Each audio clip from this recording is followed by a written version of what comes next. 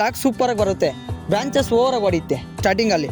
ಆಮೇಲೆ ಓದ್ತಾ ತಿರ್ಗಾ ಮತ್ತೆ ಮಾಡಿದ್ರೆ ಹೂವು ಸೈಜ್ ನೋಡಿ ಏನು ಸೈಜ್ ಇದೆ ಅಂತ ನೋಡಿ. ರೋಗ ಕಂಟ್ರೋಲ್ ಚೆನ್ನಾಗುತ್ತೆ, ಸೂಪರ್ ಇಳುವರಿ ಬರುತ್ತೆ. ಮೇಯ್ನು 6000 ಬಂಚಸ್ ಬಂದಿದೆ ಹಾಫ್ ಎಕರಲ್ಲಿ. ಫಸ್ಟ್ ಬೇಟಲ್ಲಿ ಮಾಡ್ದಂಗೆ ಐತೆ ತೋಟ ನೋಡೋಕ್ಕೆ. ಸುಮಾರು ಒಂದು 6-7 ವರ್ಷದಿಂದ ಹೂವು ಬೆಳೀತಾ ಇದ್ದೀವಿ. ಇಲ್ಲಿ ನಾನು ಲೈಟ್ ಪಿಂಕ್ ಅನ್ನೋದು ಸಾಮಂತಿನ ಜುಲೈಯಲ್ಲಿ ನಾಟಿ ಮಾಡಿರೋದು.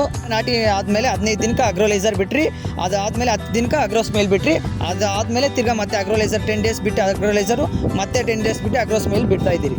ಸ್ಟಾರ್ಟಿಂಗಲ್ಲಿ ಅಂದರೆ ಲಾಕ್ ಸೂಪರಾಗಿ ಬರುತ್ತೆ, ಬ್ರಾಂಚಸ್ ಓವರ್ ಆಗಿ ಹೊಡಿಯುತ್ತೆ.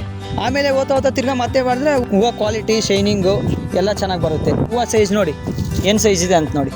ಡ್ರಿಪ್ಪು ಬಿಡೋಕ್ಕಿಂತ ಈ ಅಗ್ರೋಸ್ ಮೇಲೆ ಬಿಟ್ಟರೆ ನಮಗೆ ರೋಗ ಕಂಟ್ರೋಲ್ ಚೆನ್ನಾಗುತ್ತೆ, ಸೂಪರ್ ಇಳುವರಿ ಬರುತ್ತೆ. ಮೇಯ್ನು ಇಳುವರಿ ಬಂದು 6000 ಬಂಚಸ್ ಬಂದಿದೆ ಹಾಫ್ ಎಕರಲ್ಲಿ. ಮತ್ತೆ ಕಟಿಂಗ್ ಮಾಡಿ ತಿರ್ಗಾ ನವಂಬರಲ್ಲಿ ಇದು ಸೆಕೆಂಡ್ ಕ್ರಾಪ್ ಆಗಿ ಬಿಟ್ಟಿದ್ದೆ. ಮಾರ್ಕೆಟ್ ರೇಟ್ ಬಂದು ಇದು KG ಲೆಕ್ಕ ಅಂದರೆ 150 ರುಪೀಸ್ ಇದೆ. ಇವಾಗ ಬಂಚಸ್ ಲೆಕ್ಕ ಬಂದು 60 ರುಪೀಸ್ ಹೋಗ್ತಾಯಿದೆ. ಅವರು ಸೂಪರ್ ಆಗೈತೆ, ಕ್ವಾಲಿಟಿ ಎಲ್ಲ ಸೂಪರ್ ಆಗೈತೆ. ಏನು ಕೊಟ್ರಿ ಅಂತ ಕೇಳ್ತಿದ್ದಾರೆ, ನಾನು ಹೇಳ್ತಾ ಇದ್ದೀನಿ ಅವ್ರಿಗೆ. ಫಸ್ಟ್ ಬೇಟಲ್ಲಿ ಮಾಡ್ದಂಗೆ ಐತೆ ತೋಟ ನೋಡೋಕ್ಕೆ. ಇದು ಸೆಕೆಂಡ್ ಬೇಟ್ ಅಂದರೆ ನಂಬ್ತಾ ಇಲ್ಲ.